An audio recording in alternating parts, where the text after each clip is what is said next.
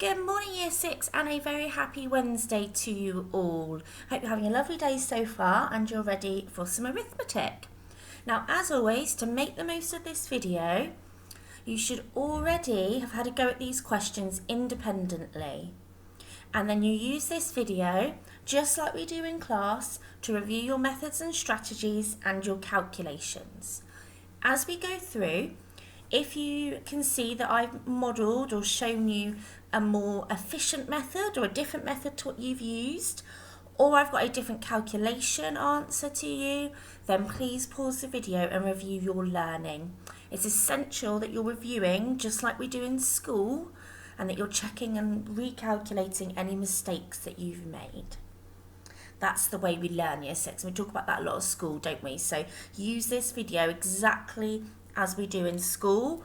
It's only a little bit different because rather than getting your ideas, I'm giving you my own ideas and my own methods. Okay, obviously at school we'd talk about it a lot more, wouldn't we? Okay, so question number 1. 58,134 add 1,359 equals.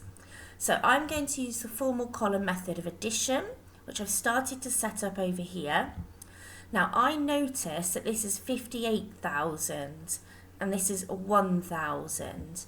So when I write my second number underneath, I've got to make sure that the ones are in line with each other, as are the tens, the hundreds and the thousands.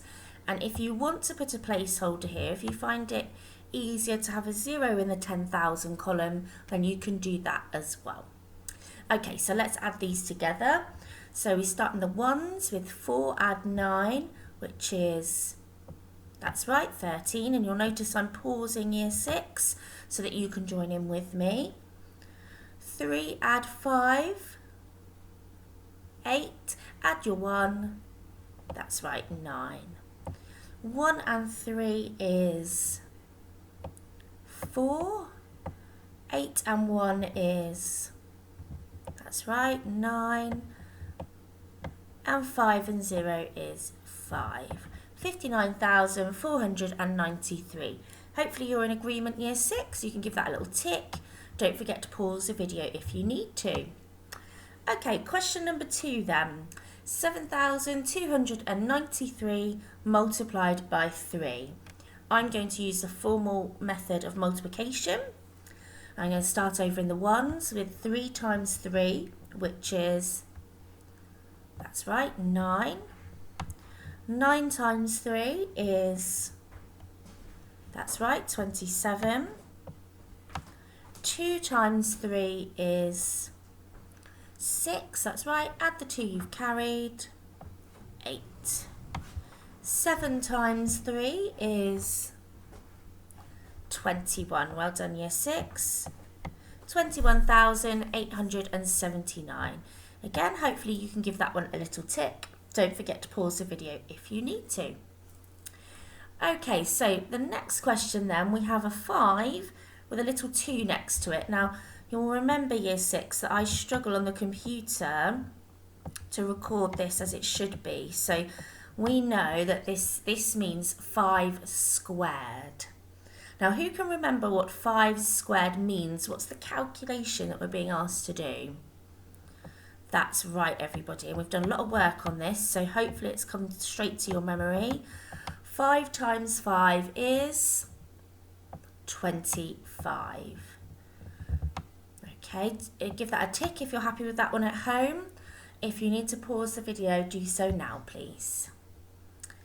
Okay, question number 4 then. 15% of 90. Okay, so I'm going to think about what I know first of all. Let's think about 15% to begin with. Well, I know percent is out of 100.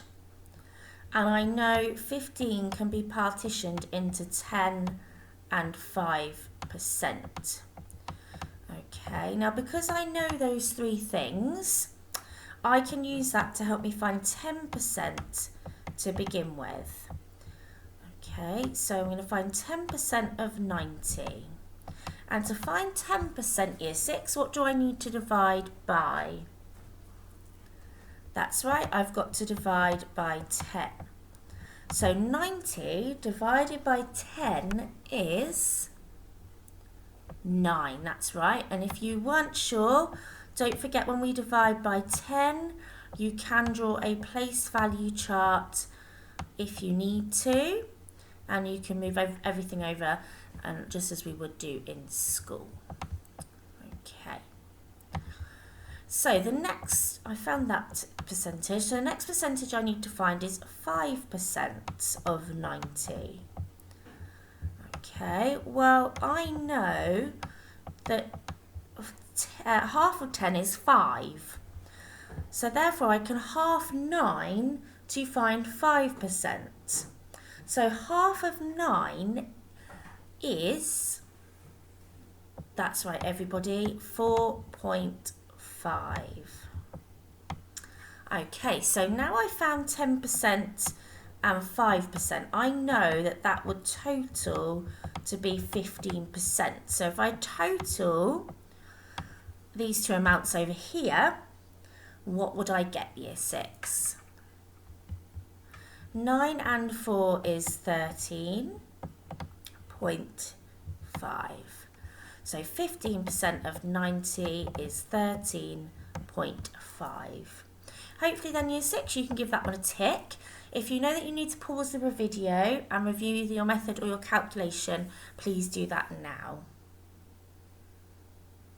Okay, question number 5 then. We're doing 221 divided by 17. Okay, so I'm going to think about, first of all, 17 into 2 doesn't go, or 2 divided by 17 would be 0 with some remainders, so it's a 0. And then we're thinking 17 into 22. Well, that would go once with a remainder of, and I'm going to count on from 17 to 22. 18, 19, 20, 21, 22. A remainder of 5. 17 into 51. Okay, well, let's have a think about what I know. I know if I count in 17, 34, 51. So it goes exactly 3 times. Therefore, my answer is 13. Okay, give that one a little tick then, year 6, if you've got that one, but don't be afraid to pause the video if you need to. Okay, this brings us on then to what would have been our flashbacks before half term, but as you know, we've now got 3 sort of reasoning and problem solving questions, I suppose, that's the best way of thinking of them, or word problems. Green means that everybody in our class can have a go at this question, and everybody should feel pretty confident and successful with these. Question number 2 means that most people, bar maybe 1 or 2 children, can have a go at these. And question 3, again, most children, bar maybe 5 or 6 people, can have a go at that one. The most important thing that you must do, year 6, is have a go. Okay, don't forget that determination, resilience that you were building last half term. Don't give up on it now. Tell yourself that you can do these and start with what you know. Okay, so I'm going to just jot down UGC here, because that's what we use when we're solving word problems. We're going to underline and understand. We're going to draw or make some jottings, and we're going to do the calculation. So let's start by reading through, underlining and understanding. A box contains trays of melons. There are 15 melons in a tray. There are 3 trays in a box. A supermarket sells 40 boxes of melons. How many melons does the supermarket sell? Okay, so I'm going to now think about my drawing and my jotting over here to help me understand this question a little bit further. So we've got a box of melons here, and you can see there are 3 trays in the box. Now in each tray it says there are 15 melons. So in the first tray there are 15, in the second tray there are 15, and in the third tray there are 15 melons. So I could work out now how many melons are in one box. I can do that mentally because I know 15 and 15 is 30. Another 15 would be 45. So in one box there are 45 melons. I'm just going to put M there to remind me. 45 melons. Now we know the supermarket sells 40 boxes. So 40 lots of 45 melons. Now just by doing my understanding, talking it through, doing my jottings and drawings, I can now calculate how many melons the supermarket sells. Okay, now I suspect most people are probably going to use a mental method for this, with possibly a few jottings to help them. So you might start by thinking, right, I'm going to do 45 times 4. I'm going to make this 10 times smaller to help me. 5 times 4 is 20. And 4 times 4 is 16. Add the 2 you've carried is 180. Now, because you made this 40 10 times smaller, you've got to make your answer 10 times bigger and put the 0 on that you ignored. And therefore you know it's 1,800 melons that were sold by the supermarket. Okay, if you need to have another look at that question, Year 6, you might need to pause the video and go back to the beginning or the start of that question. That's fine. If you can give your work a little tick, well done, great job. Let's have a look at question 2. So question number 2 then. Here are 6 cards. Use a card to complete each calculation. So let's have a look at the cards that we've got first of all. Multiplied by 10, times by 100, multiplied by 1,000, dividing by 10, 100 and 1,000. Okay. And now I need to use each card to complete the calculation. Okay, so I'm going to start by just having a look at what I can sort of see straight away. Now 5.3 and 0.53. Now that has got smaller, so straight away I know that it must be a divide, okay, because my answer is smaller than my original number. Now I'm going to pop 5.3 on a place value chart, and I'm going to also put the answer on a place value chart to help me. Now it's dividing, so we're moving to the right. And I can see that everything has moved one place to the right, which means I've had to divide by 10, sorry. If we move one place, it's dividing by 10. Okay, so just by having a look at that and using what I know, I've worked that one out. So let's have a look at the second one. I'm going to use that same strategy. What do I already know? So 5.3, 5,300. Okay, well the answer is definitely larger. This is 5 ones and this is 5 thousands. Now to increase my answer I would have had to have multiplied. So how much did I multiply by? Again, if I'm not sure, I'm going to put my question, my original amount, onto my place value chart, and then I'm going to put the answer also on the place value chart. Now I can see that the digits have moved to the right, which confirms we were multiplying. They were increasing or getting larger, and I moved by 1, 2, 3 places, which I know is the same as multiplying by 1,000. So number 2, we've multiplied by 1,000. Again, that's just using what I know and working it through. So let's have a look at question number 3. I'm going to keep that same strategy. What do I notice? What do I know? 5.3, 0.05. 3. So this time my original number is larger. 5 ones, 0 ones. So again, I'm going to put my number and I'm going to put my answer onto my place value chart.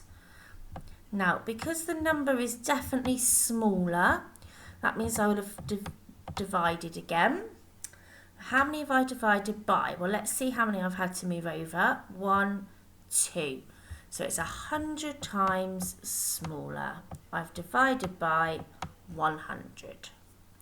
Okay, hopefully year 6 you can give those a tick. I'm sure some of you will have been able to do those mentally, and that's fantastic. The place value chart is just there to help those that need to see the place values visually. Okay, question number 3 then. And this one certainly had me thinking this morning, year 6. Okay, but I'm going to use that same little message to myself. What do I notice? What do I already know? So, question 3. Fill in the 3 missing whole numbers in this calculation. Each number is less than 10. Okay, so I can see there are 3 numbers here that multiply together to equal or total 105. They must be whole numbers, so they cannot be a decimal or a fraction, and the numbers must be less than 10. Okay, well let's have a look at 105 and think about what I know. Well, straight away I'm looking at this and I'm thinking that 5 times something will give me 105, because I know 5 is a multiple of 105. Numbers that end in 0 or 5 appear in the 5 times table and therefore will be a multiple of 5. Now I also know that the inverse of multiplication is a division. So I'm going to start by doing a division over here. I'm going to use the bus stop method to help me. I'm going to divide 105 by 5. So 5 into 1 doesn't go. 5 into 10 goes twice. And 5 into 5 goes once. Okay, so I've divided and I've got 21. So let me have a little think then. Can I think of 2 numbers? Because I already know this is going to be a 5 something. Can I think of 2 numbers that multiply together to give 21? Ah, yes I can. 3 and 7. So I think that I could do, let's have a look at this first of all. I think I could do 3 times 7 times 5. Okay, let's have a look then. I'm going to check. I know 3 times 7 is 21, and 21 times 5. I'm just going to double check that. If I'm not feeling confident, I just do a little jotting and check. 1 times 5 is 5, and 2 times 5 is 10. Brilliant. 21 times 5 is 105. So just by using what I know year 6 and thinking about the numbers in front of me, I've managed to solve question 3. 3 times 7 times 5 equals 105. And that concludes today's arithmetic. Don't be afraid to pause or replay the video if you need to, year 6, and please share your learning with me on Class Dojo. Have a fantastic day, everybody.